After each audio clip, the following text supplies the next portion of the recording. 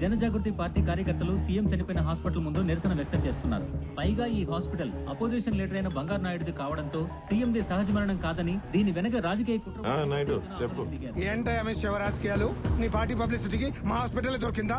ఈ సింపతిని అడ్డు పెట్టుకుని శాశ్వతంగా మీ పార్టీ రూలింగ్ లో ఉండాలని కలగంటున్నారా?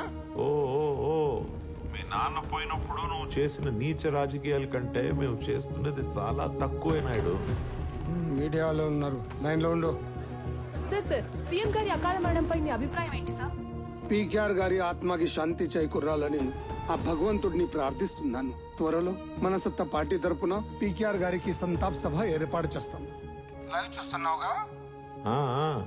రాజకీయంగా దీన్ని ఎలా తిప్పాలో నాకు కూడా తెలుసు. మరి మీ అల్లుడు 100 కోట్ల కాంట్రాక్ట్ ఫైల్ విషయం? చిన్న సంతకం పెట్టించమన్నాను. సీఎం వెళ్ళిపోయాడు, పని మాత్రం అవ్వలేదు.